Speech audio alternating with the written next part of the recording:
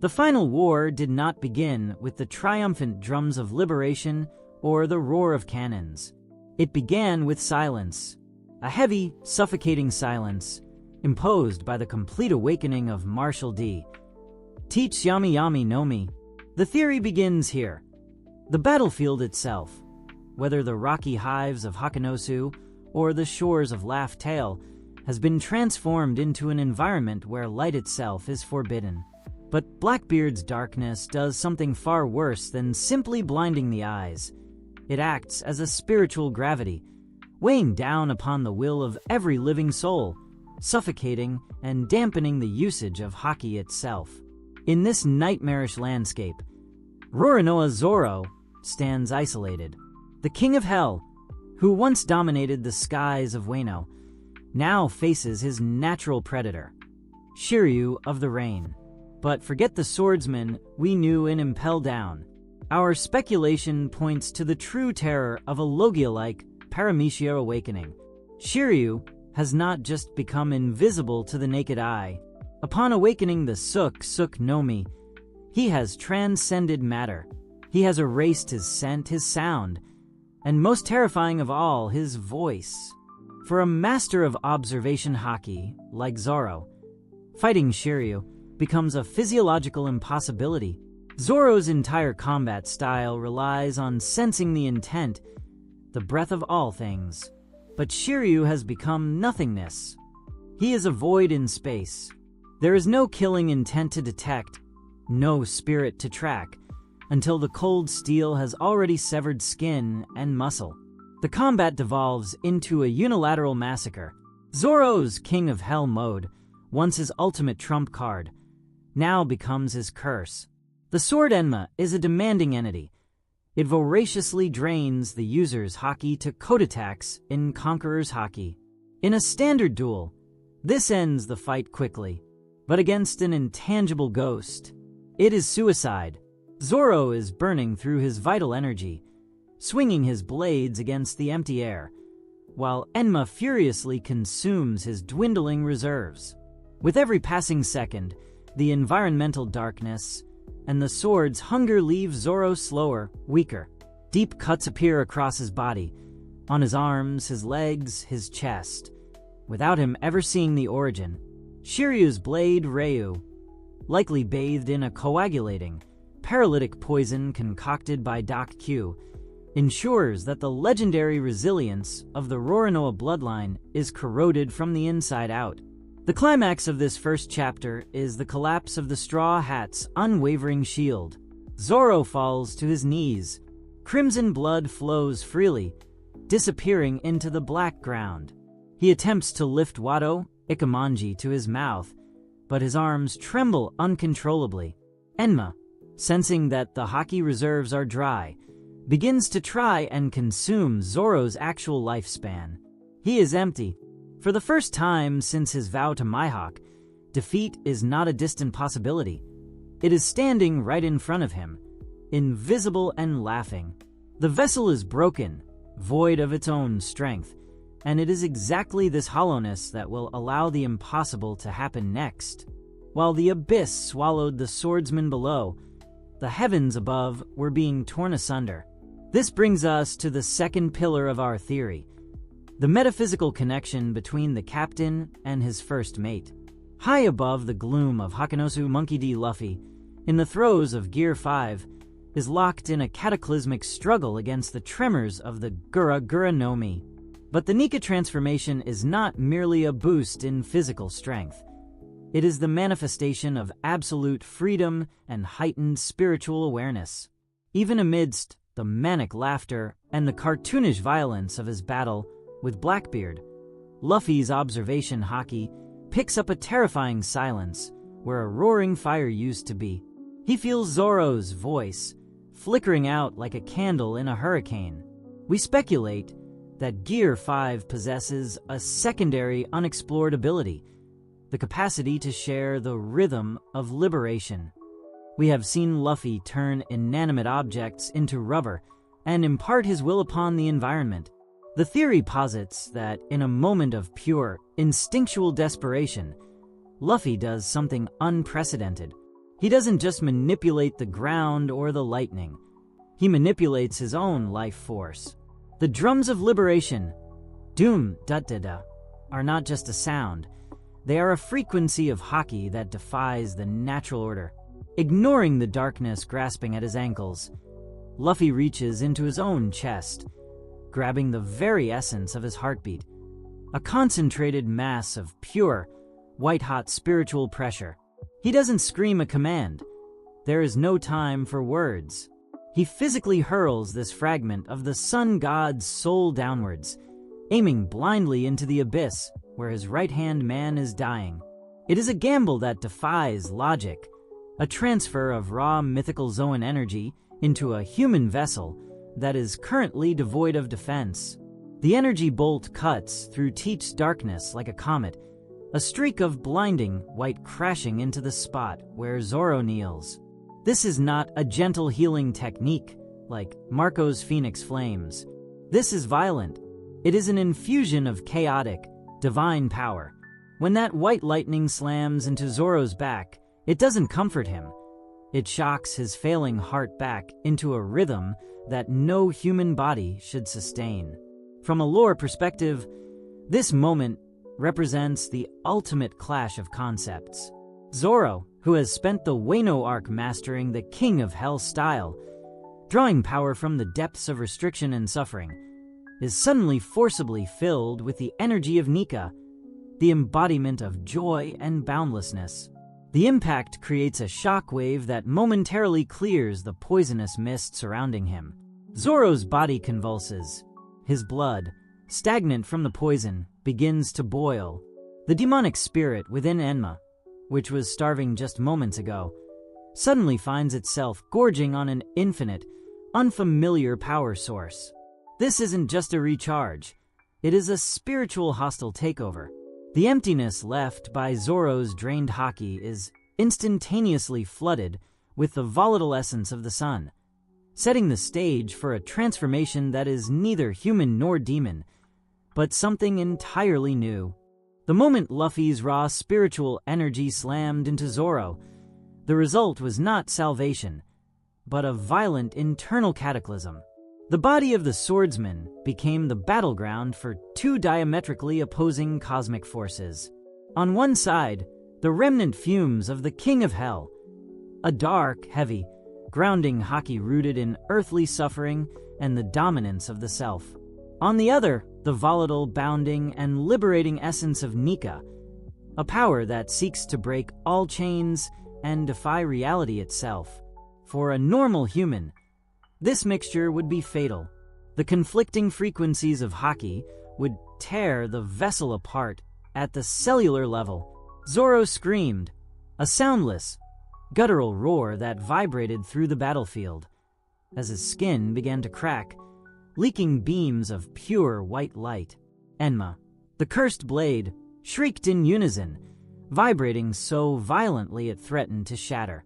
The sword, accustomed to feeding on the user's spirit to produce destruction, was now being force-fed the essence of a god. But here lies the crux of the transformation, the detail that defines the god killer. Zoro did not surrender to the light. He did not let the drums of liberation dictate his rhythm.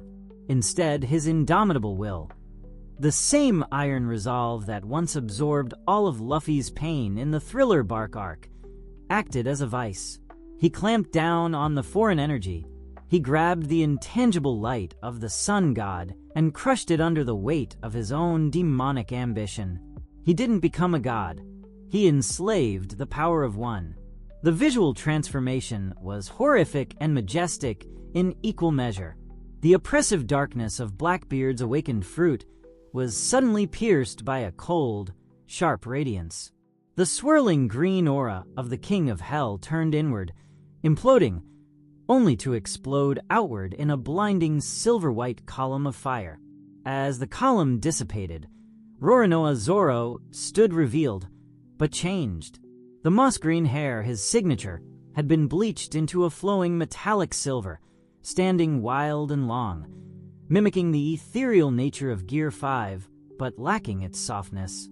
His shirt had been incinerated by the initial blast, revealing his scarred torso. And there, the massive scar given to him by Dracul Mihawk, the mark of his first defeat, began to glow. It wasn't a simple light. It was a burning, white X etched across his chest, pulsating like a second heart, acting as the reactor core for this stolen divinity. He opened his remaining eye. The pupil was gone, replaced by a blank, glowing white void that emitted a visible trail of spirit energy. He was no longer just a swordsman.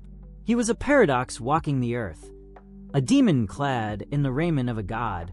The surrounding shadows of the Yami Yami Nomi didn't just recede. They were obliterated, cut away by the sheer sharpness of his existence. He was the god killer, not because he kills gods, but because he has taken the power of a god and sharpened it into a weapon for the king of hell. As the incandescent silver aura of the god killer stabilized around Roronoa Zoro, a terrifying question rippled through the minds of those witnessing the spectacle. From a physiological and spiritual standpoint, what we are observing should be impossible. The infusion of a mythical Zoan's awakened essence, specifically the sun god Nika, the warrior of liberation, into a non-fruit user whose spirit is deeply entrenched in the dark, heavy, demonic path of the king of hell, creates a spiritual contradiction so volatile it should have obliterated the host instantly. A normal human body, even one trained to the absolute peak of physical perfection, would have detonated from the sheer pressure of containing the drums of liberation, while simultaneously wielding the life-draining curse of Enma. The fact that Zoro stands there breathing, his heart beating in a syncopated rhythm of doom and divinity, points to a singular, earth-shattering revelation about his true lineage. For years, scholars and fans alike believed that the revelation of Zoro's lineage in the Wano Country arc was the final piece of the puzzle. We were told he is a descendant of the Shimatsuki clan, carrying the blood of the legendary sword god Ryuma. While this explains his proficiency with the blade and his latent potential, it does not explain this specific anomaly. Being a Shimatsuki grants him the potential for a black blade, but it does not grant the durability to host the soul of a sun god. The theory posits that there is a deeper, darker secret hidden within the name Roronoa, a secret that connects him to the very enemies of the gods themselves. We speculate that Roronoa Zoro is, and has always been, a bearer of the will of D. Consider the evidence of his resilience throughout the saga. The will of D is often characterized by an indomitable will to survive and a smile in the face of death. While Zoro does not always smile like Luffy or Roger, his defiance of death is supernatural. He survived the fatal slash from Dracul Mihawk in the East Blue.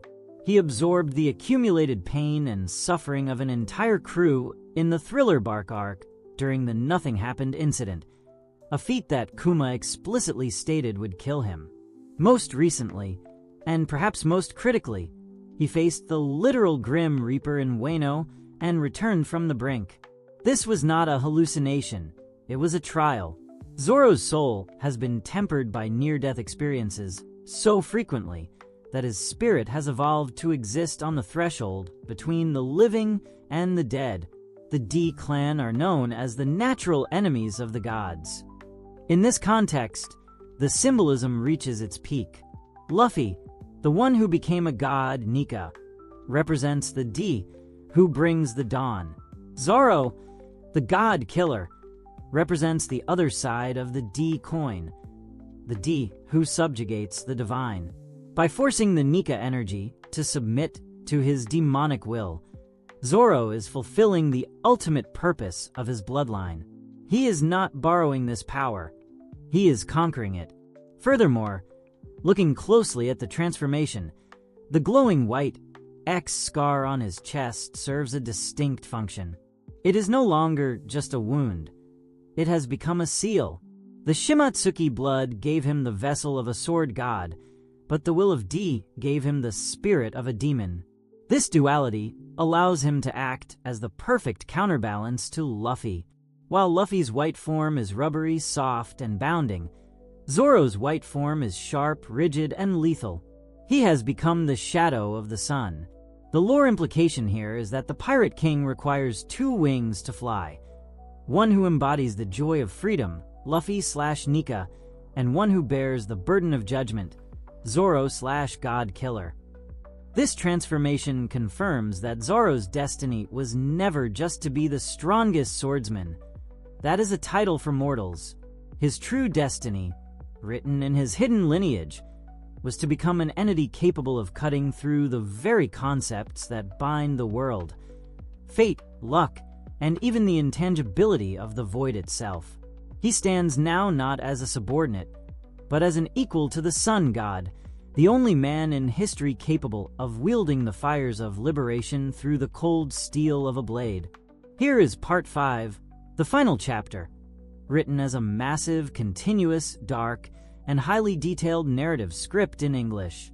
Part 5, The Dawn's Executioner, Cleaving the Infinite Night.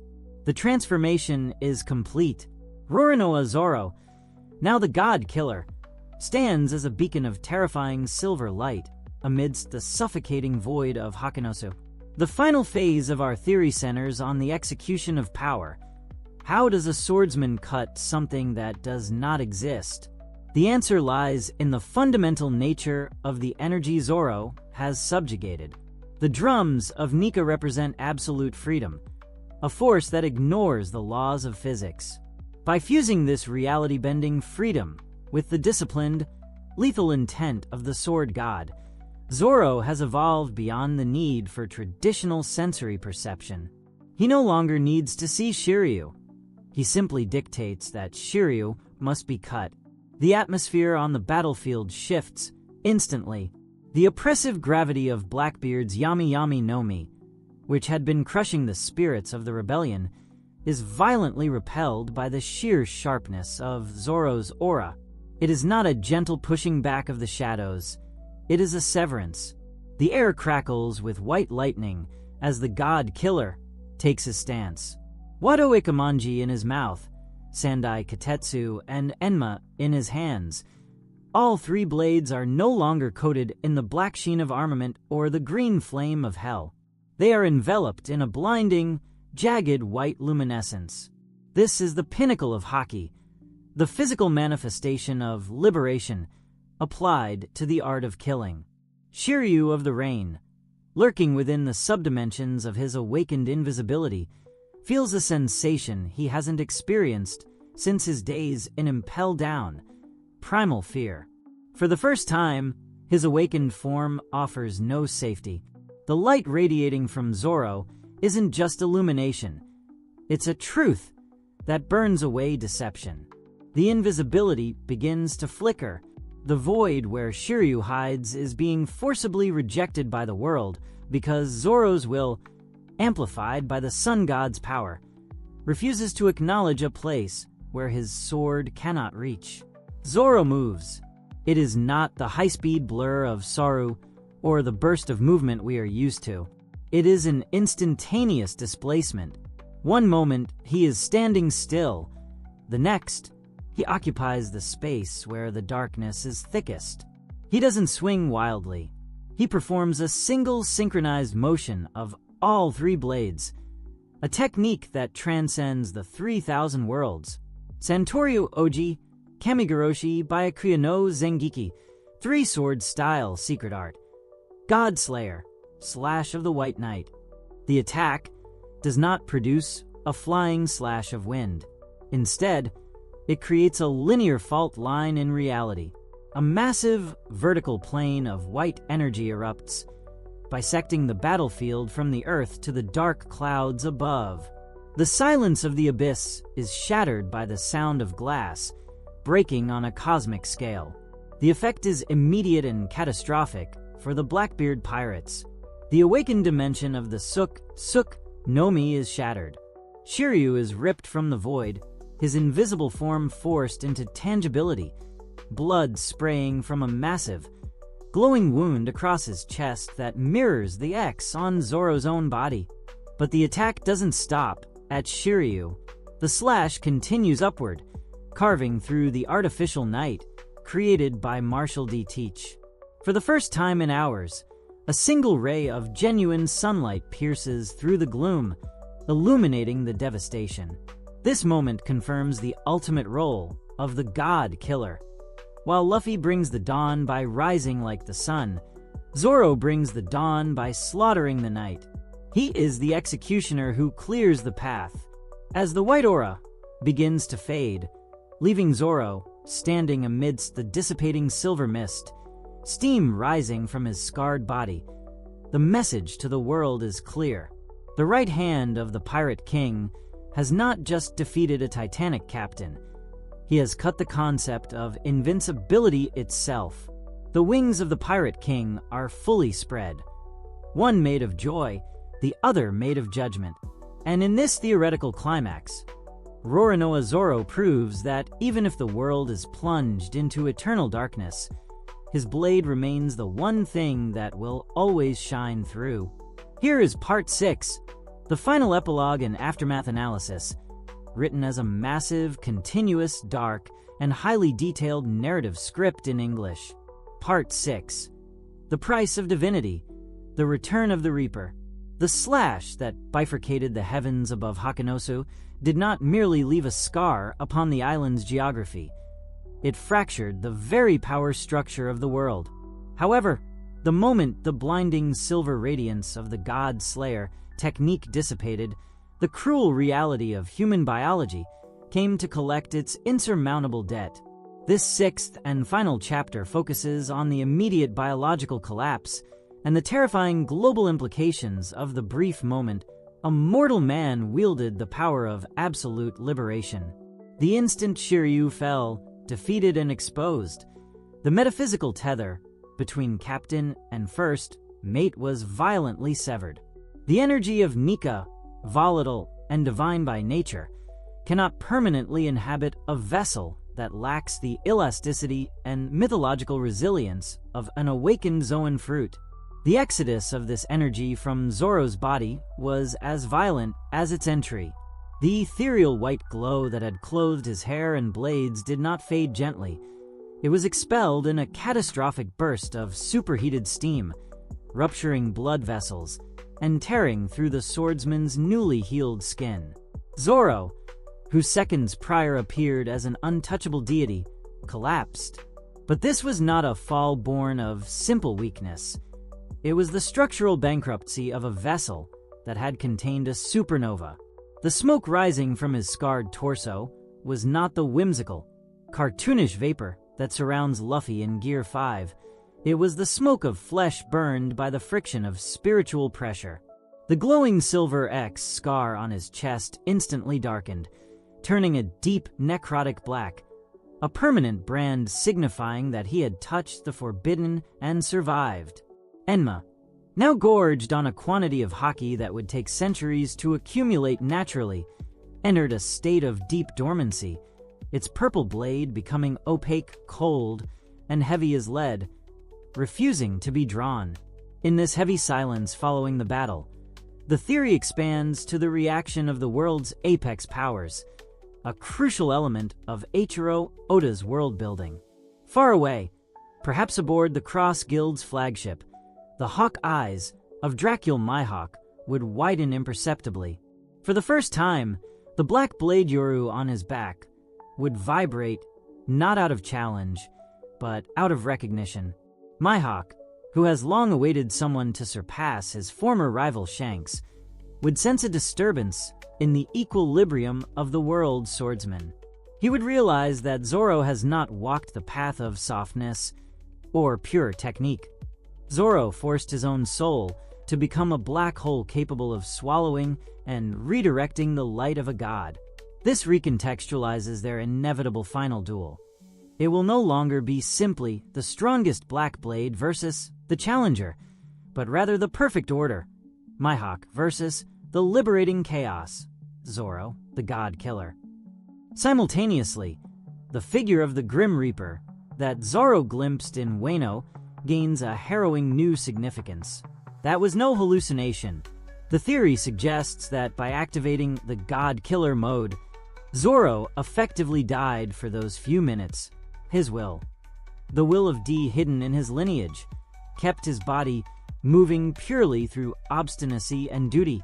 Now, on the dark ground of Hakanosu, as Sanji sprints desperately toward him, breaking his facade of rivalry for the first time with genuine terror in his eyes, we see the true curse of this power.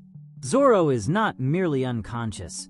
He is in a spiritual limbo, once again negotiating his existence with the King of Hell. The final impact of this transformation is the message sent to the world government and the Gorosei. They feared Nika, the warrior of liberation, but now they possess a new, darker fear, the shadow of Nika. They realize that Joy Boy has not returned alone. He has returned with an executioner, a demon who requires no devil fruit to sever reality. The existence of the God Killer proves that human determination, when pushed to the absolute extremes of hell, can rival the divine powers of the fruits. The Vice Captain is not just a support, he is the failsafe. The world now knows that if the Sun God fails to bring the dawn with a smile, the God Killer will bring the dawn by force, cleaving the night itself in two. And so, Zoro sleeps, covered in blood and soot, having solidified his legend not just as the greatest swordsman, but as the most dangerous man on the seas.